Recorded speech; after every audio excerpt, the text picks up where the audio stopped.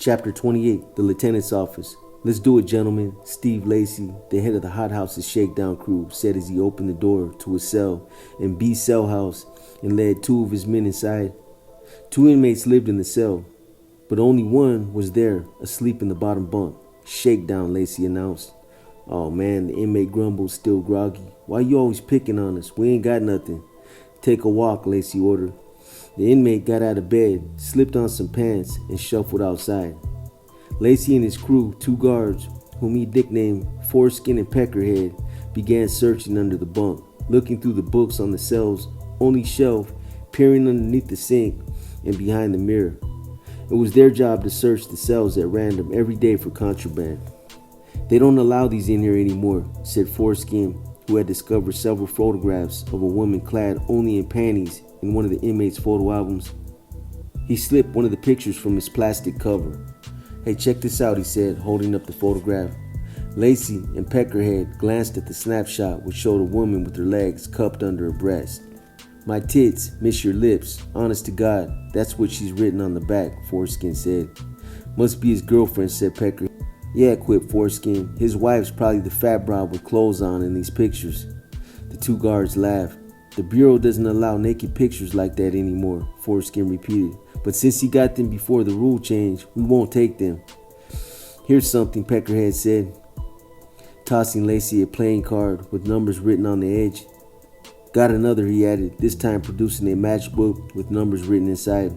Here's the best, Peckerhead said a few minutes later, handing Lacey a printed form about 4 inches long and 1 inch wide. The words medication Saturdays were printed on the top of it. Gambling slips, Lacey explained. The printed one was done by some shithead known by the nickname Medication. He pays off on Saturdays. Inmates print these slips to the print shop when they're supposed to be printing government forms. Want to bust him? Peckerhead said. Nah, but we'll let him know we found his toys, Lacey replied, tossing the slips into the inmate's locker in plain sight. Lacey took a pencil-sized screwdriver from his shirt pocket and ran the tip over the metal lip above the cell door. Never want to put your fingers anywhere you can't see when searching, he explained. Some inmates set booby traps. They tape razor blades along the edge of a door frame, hoping that a guard will run his fingers along the edge. Never taste anything either, he advised. Once a guard found a small packet of white powder, suspected narcotics, and tasted some. It was caustic toilet bowl cleaner. The two inmates who lived in the cell had collected several clear plastic squeeze bottles, each shaped like a bear wearing a pointed dunce hat. They had contained honey and were sold by the prison commissary, but they were empty now. Some shitheads fill these bottles with water and then stick them in their dicks, Lacey said. They figure they can beat a urine test if they squirt water up into their bladders. That way they think all they're gonna pee is water, but it don't work. They can't get all the traces of the drugs out, and we still catch them. I hope no one tells the shitheads though, Lacey added. I hope no one tells the shitheads that though, Lacey added. He tossed the bottles into the trash after cutting holes in each with his pocket knife so it couldn't be used. Just then, Lacey got a call on his portable radio telling him that a telephone call was being transferred to the shakedown office. Lacey hurried there. An FBI agent in Louisiana wanted information about an inmate who had been paroled from Leavenworth a few weeks earlier and was now a suspect in several bank robberies. That shithead ran with the Georgia boys in here, Lacey said, but the agent didn't understand Lacey's prison lingo, and Lacey had to explain that the Georgia boys were a prison gang. Let me see what I can find for you, he told him. Then Lacey headed for a cell in A cell house. I got maybe 10 minutes before the shithead who lives here gets off work in prison industries and comes back to his cell, he explained. He's a member of the Georgia boys.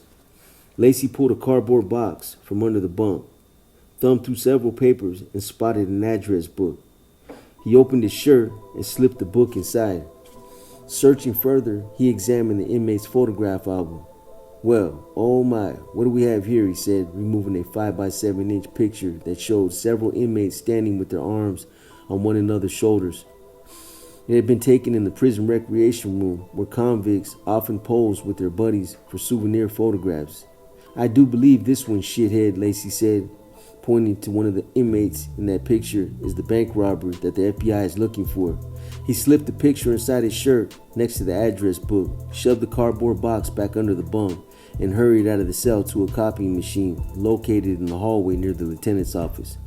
By the time he had copied half of the address book, he could hear the noise of convicts filing into the center hallway from prison industries. Their workday was over and they were returning to their cells for the 4 o'clock count. Lacey was running out of time. There was nothing illegal in copying the address book and photograph, he said, but he didn't want the inmate to know what he was doing. As soon as the copying machine spewed out the last page, he tucked the book and photograph back into his shirt and walked briskly back to A cell house. The Georgia boy had not yet returned, but other inmates standing on the tier saw Lacey go into the cell, and he knew that they would tell its occupant as soon as he entered the cell block. He bent over the desk in the cell and began rearranging the items on it so the convict would think he had searched the desk, not the box under the bed. Lacey stepped from the cell just as the inmate came walking up the tier. They passed without speaking or making eye contact. Back in the shakedown office, Lacey read the photocopy pages of the address book and then reached for his telephone. The robbery suspect's home address wasn't listed in the book, he told the Louisiana FBI agent, but there was a woman's name and address, and she was identified in parentheses as the bank robbery suspect's girlfriend. Find her and you'll probably find him, he said, reading off the street address. Lacey also told the agent that he would mail him a copy of the photograph taken from the cell. This is all a big game, Lacey said as he put down the receiver. They try to beat us, and we try to beat them.